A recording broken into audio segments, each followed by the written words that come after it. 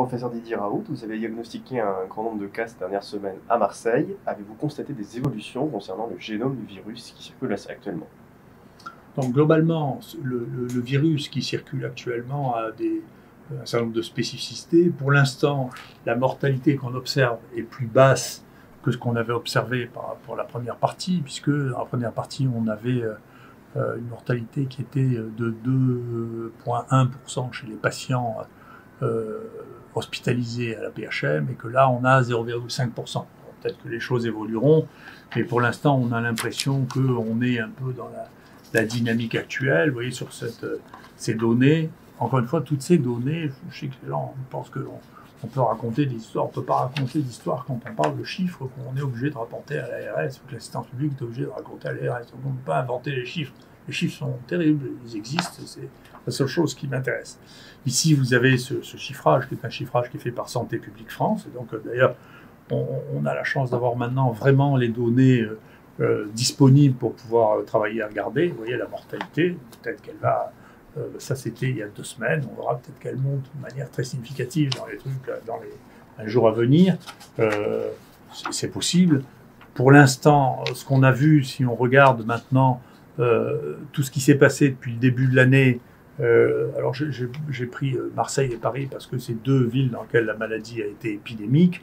Vous voyez que la mortalité à Marseille, à côté de celle de l'année 2018 ou de l'année 2019, n'a pas été significative dans tout le courant de l'année.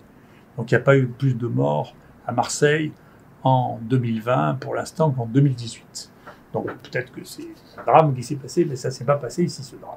Alors c'est peut-être pas partout pareil. À Paris, il y a eu manifestement beaucoup plus de morts. Mais donc il y a une vraie... faut garder, faut raison garder pour l'instant. Il faut s'occuper des gens, il faut les soigner. Et bien entendu, il y a des morts. Mais comme vous voyez ici dans cette représentation, qui sont tous les morts qu'il y a eu à Marseille à l'assistance publique, vous les voyez par tranche d'âge. En réalité, cette malheureuse est morte avec le Covid, mais pas à cause du Covid. Et vous voyez les morts que nous avons eues à l'IHU, qui sont en rouge. Vous voyez, nous avons une personne qui est morte qui avait moins de 59 ans en tout. D'accord. Tout le reste, c'est ce qui était traité ici. Donc le reste, c'est l'assistance publique hors IHU. Et ici, c'est la même courbe, mais la différence étant ceux qui ont eu 3 jours de traitement, donc on peut évaluer, qui sont en rouge aussi.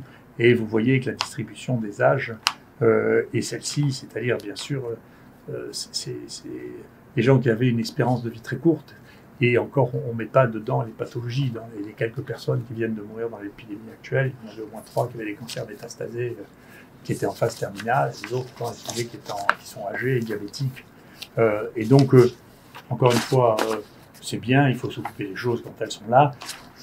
Moi, je me demande si on avait testé l'année dernière ou l'année d'avant la fréquence des rhinovirus dans les gens qui rentraient dans les réanimations, dans les gens qui sont morts alors qu'ils avaient des espérances si courtes, on n'aurait pas eu des taux encore plus élevés parce que le rhinovirus était associé, je crois, à 2% des mortalités l'année dernière. Hein. Donc, ça ne veut pas dire que c'est le rhinovirus qui les tuait. Donc, je crois qu'il faut pas s'affoler comme d'habitude, il faut gérer les choses, soigner les malades et s'en occuper. Et nous, c'est ce que nous faisons. Sur les séquences du virus, c'est très intéressant. Les séquences que nous avons qui circulent actuellement sont pratiquement que des séquences. Il y a 7 nouveaux virus avec des mutations différentes. Aucun de ces virus ne circulait avant mai.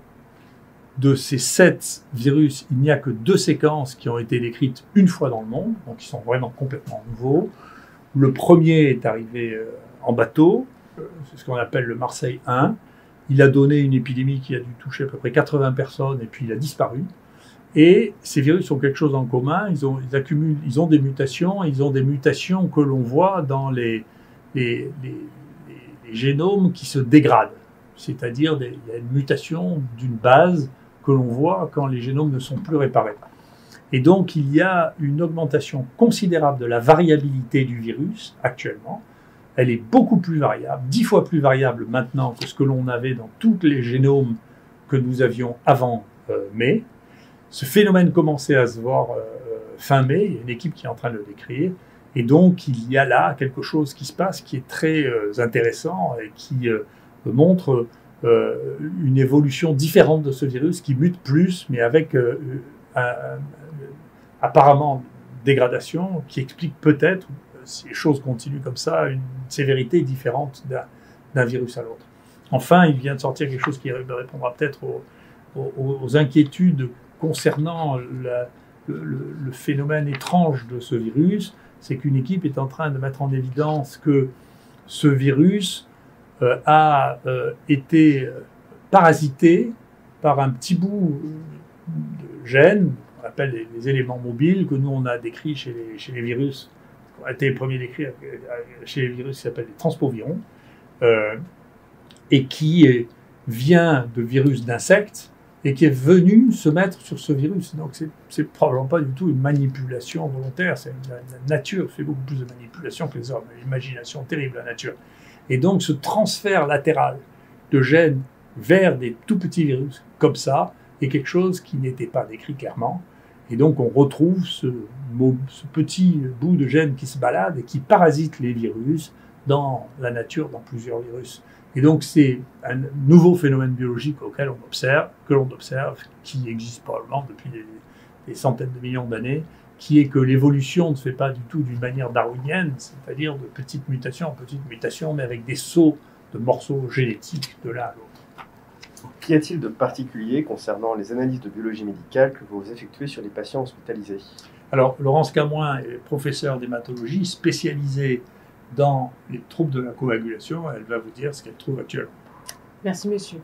Bien, ce virus est associé, on sait depuis le début, à des troubles de l'hémostase avec des modifications des paramètres de la coagulation et des manifestations cliniques sévères avec des embolies pulmonaires et des événements thrombotiques. Parmi les nombreuses anomalies qui ont été identifiées, on a décrit pendant la phase aiguë, notamment chez les patients en réanimation, la présence à un taux élevé de patients avec des lupus anticoagulants circulants. Ces anomalies exposent à un risque thrombotique et actuellement, on ignore le rôle de ces anomalies dans la survenue des complications thrombotiques. On a très récemment, on s'est intéressé aux patients qui ont développé un Covid durant la période estivale, du mois de juin au mois d'août, fin août, et on a décrit une prévalence de ces anomalies à la hauteur de 60% chez les patients hospitalisés, ce qui correspond à ce qui avait été précédemment décrit, et très intéressant, chez 25% des patients qui étaient gérés en ambulatoire, c'est-à-dire non hospitalisés.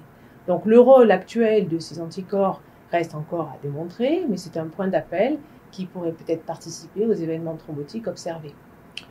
Et qu'est-ce que cela change concernant le traitement des patients? Alors, on a des travaux qui ont démontré que l'hydroxychloroquine avait un intérêt chez des patients porteurs de ces anomalies biologiques, avec notamment une diminution du taux de ces anticorps chez des patients et, dans certains travaux, une diminution du risque d'événements thrombotiques. Ces données cliniques sont d'ailleurs confirmées par des modèles in vitro et des modèles animaux. Donc, en pratique, si vous voulez, c'est un élément de plus qui n'est pas étonnant, si vous voulez, parce que si on donne de l'hydroxychloroquine chez les gens qui ont un lupus, et que ça s'appelle un lupus anticoagulant, c'est pas tellement étrange. C'est des anticorps qui sont, on appelle les anticorps antiphospholipides essentiellement, qui sont en cause, sont des anticorps des auto-anticorps, c'est-à-dire c'est de l'auto-immunité, et le Plaquenil a été un des tout premiers traitements avec la corticothérapie de l'auto-immunité. Et si les deux traitements sur lesquels les gens qui n'ont pas d'excitation symbolique sont d'accord, c'est que la cortisone joue un rôle à un moment et que l'hydroxychloroquine joue un rôle à un moment.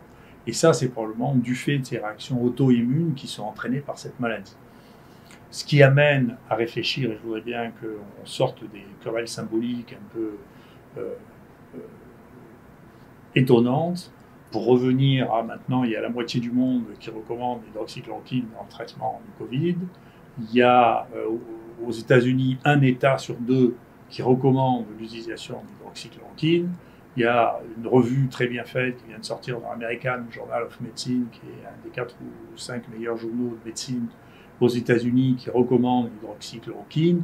Il faut arrêter de penser que c'est une lubie qui m'est propre, c'est un médicament qui a toutes les raisons d'être prescrit, il est totalement anodin en dépit des folies qui ont pu atteindre et culminer avec le Lancet Gate.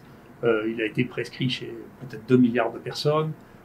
Il est utilisé dans des indications chez des patients qui ont des anticorps antiphospholipides depuis très longtemps. On sait que les gens d'ailleurs qui ont ces maladies inflammatoires et qui prennent du Plaquenil sont plus protégés du Covid que les gens qui ont un autre traitement. Donc on sait que ça les protège aussi. Enfin, les données se sont accumulées maintenant. Il y a 90 publications qui ont été faites, qui sont en préprint sur l'hydroxychloroquine, dont l'immense majorité montrent un avantage à l'hydroxychloroquine. Donc il est temps de laisser aux médecins la responsabilité de faire ce qu'ils doivent.